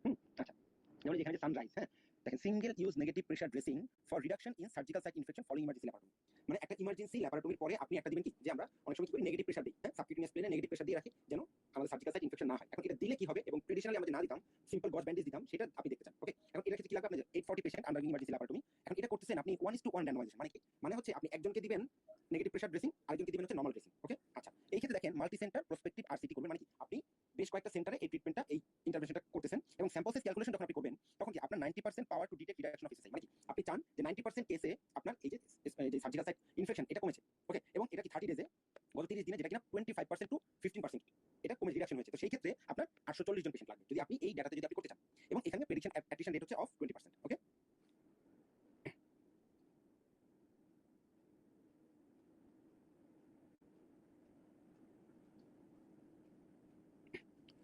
আচ্ছা এখন দেখেন এর ভিতরে আপনারা যে স্টাডিটা করবেন এই স্টাডিতে কি কি থাকবে কি থাকবে না। এখানে দেখেন এর মধ্যে আপনি দেখলেন যে অ্যাডাল্ট আন্ডারগোয়িং ইমার্জেন্সি ল্যাপারটমি, এটা ইনক্লুশন ক্রাইটেরিয়া। এক্সক্লুশন ক্রাইটেরিয়া কি, যেমন ধরেন যে abdominal surgery within the preceding 3 months, অথবা ধরেন পেশেন্টের এজ যদি 16 বছরের কম হয়, ড্রেসিং যেই ক্ষেত্রে কন্ট্রাইন্ডিকেশন অনেক সময় ল্যাপারোস্কোপিক সার্জারি ক্ষেত্রে করা লাভ নেই এটা, হ্যাঁ ল্যাপারটমি উন্ড যদি লেস দেন 5 সেন্টিমিটার হয় তাহলে এই স্টাডি ধরেন আপনি করবেন, তখন এটার ক্ষেত্রে আপনি এটা দেখলেন আউটকাম কেমন হচ্ছে। হ্যাঁ আচ্ছা, এরপর হচ্ছে পিয়ার রিভিউ। পিয়ার রিভিউ মানে হচ্ছে পিয়ার রিভিউ জিনিসটা হচ্ছে যে আপনি যখন একটা স্টাডি করবেন এই স্টাডিটা করার সময় যেই মানে এটার যেই আরো এর আগে যারা প্রিভিয়াসলি করেছে সেই জিনিসটা দেখা, বা এটার ব্যাপারে আরো যে আমাদের এক্সপার্ট এই তাদের সাথে ডিসকাশন করে এই স্টাডিটার আপনি রিসার্চের উপর সাজাবেন, তাদের যে একটা মতামত নিয়ে নেবেন, এটা হচ্ছে এর মধ্যে রয়েছে। আচ্ছা এরপর হচ্ছে এথিক্স, এটা কিন্তু খুবই খুবই খুবই ইম্পর্টেন্ট এখন নাওয়াডেজ একটা রিসার্চ প্রোটোকল বা পাবলিশ করার জন্য রিসার্চ আর্টিকেল এথিক্যাল ক্লিয়ারেন্সটা কিন্তু খুবই ভাইটাল, যদি এখানে ডিটেইলস কোনো সেখানে পড়ার দরকার নেই। আচ্ছা এরপরে হচ্ছে রয়েছে রিসার্চ ইন্টিগ্রিটি। আচ্ছা রিসার্চ ইন্টিগ্রিটির মধ্যে দেখেন কি রয়েছে, honesty in all aspect of research, accountability and transparency in the conduct of research, professional courtesy and fairness in working with others and good stewardship of research. Okay, সেই জিনিসগুলো একটু মাথায় রাখতে হবে। হ্যাঁ আচ্ছা এরপর হচ্ছে স্ট্যাটিস্টিক্যাল অ্যানালাইসিস, মানে হচ্ছে একটা স্ট্যাটিস্টিক্স যখন আপনি করবেন এর ভিতরে কিছু অ্যানালিটিক্যাল কিছু পয়েন্ট রয়েছে, যেমন মিন হচ্ছে কি জাস্ট গড়, এটা হ্যাঁ দেখেন যে টোটাল যে আপনার নাম্বার অফ অবজারভেশন আছে এটা রেজাল্ট দিয়ে আপনি টোটাল নাম্বার অফ অবজারভেশন ভাগ দিলে তখন যেটা মিন বা গড় জিনিসটা বের হয়, দেখেন দি এভারেজ এটা গড়। আর মিডিয়ান মানে কি, ধরেন যে মিডিয়ান ভ্যালুটা মানে মাঝখানের ভ্যালু যে হাইয়েস্ট লেভেলের এটা হচ্ছে এত, মানে মিডিয়ান ভ্যালু গড়ের যে মিডিয়ান ভ্যালু সেটা হচ্ছে এই দেখেন median value of equal number of observation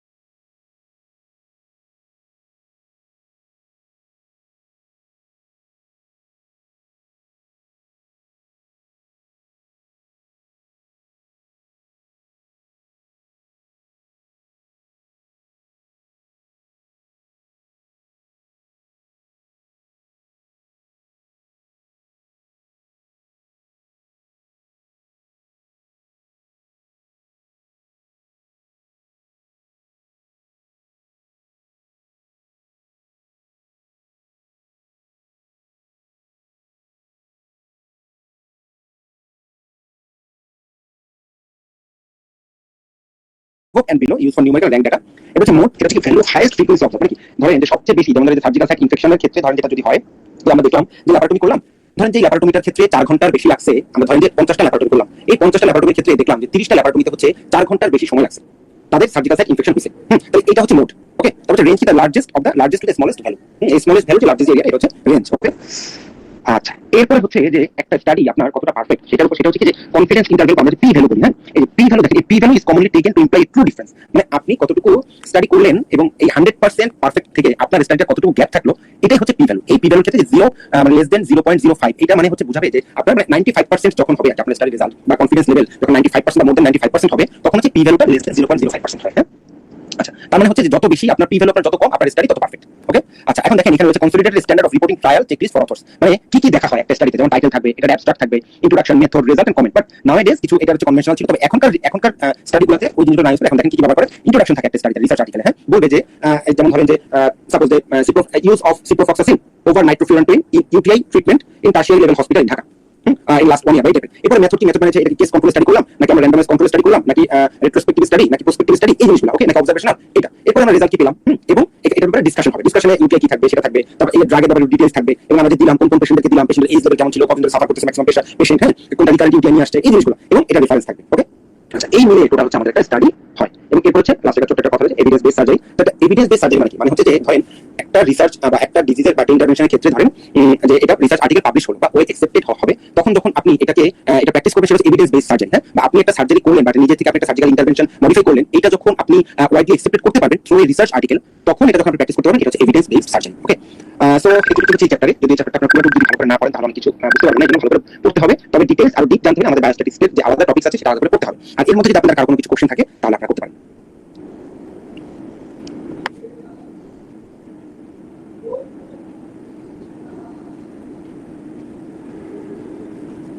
আমরা এখন যে চ্যাপ্টারটা করলাম এটা কি অ্যাকচুয়ালি বায়োস্ট্যাটিস্টিক্স এর সাথে সংযুক্ত?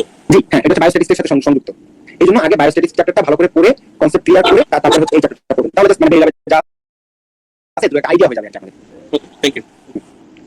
আরেকটা বিষয় সর্বশেষ যেহেতু ক্লাস শেষ হয়ে গেছে, জানতে চাচ্ছিলাম আর কি, আসলে তো অনেক দেরিতে পড়াশোনা করতে পারছি, এটা তো বলছিলাম। এখন হচ্ছে আমাদের যেগুলো ক্লাস হচ্ছে, ক্লাসের মধ্যে আমাদের যাচাই করার জন্য যে নিয়মিত পরীক্ষা যেগুলো, এগুলো আসলে নেওয়া হচ্ছে না, এবং আপনি গত ক্লাসে যে পিডিএফ ফাইলটা আমরা পাই নাই, ঠিক আছে? আচ্ছা, পিডিএফটা আমি আমার দিতে লেট হয়েছে, আমি সরি। সেগুলো হচ্ছে আমি দিয়ে দিয়েছি, আপনারা পেয়ে যাবেন। আছি আমি হচ্ছে আমাদের যে কোঅর্ডিনেটর আছে, আমি তাকে কপি দিয়ে দিয়েছি, আপনারা পেয়ে যাবেন আশা করি। আর আমি যে লাস্ট কয়েকটা ক্লাস নিয়েছি সেগুলো কোশ্চেনটা আপনি সাবমিট করতে পারেন, করলে সেগুলো এক্সাম হয়ে যাবে আমাদের। ওকে, কারণ আমরা চাচ্ছি পিডিএফ গুলো পেলে পিডিএফ থেকে ধরুন নিজেরা একটু পড়াশোনা করতাম, নিজে আবার পরীক্ষা দিয়ে নিজেকে যাচাই করতাম। ওকে, শিওর। ওকে, তো এটাই আর কি আমাদের আজকের ক্লাস এই পর্যন্তই। তো সবাই ভালো থাকবেন, সবার জন্য শুভকামনা রইল সামনের পরীক্ষার জন্য। সবাই শুভরাত্রি। Thank you. ওয়েলকাম।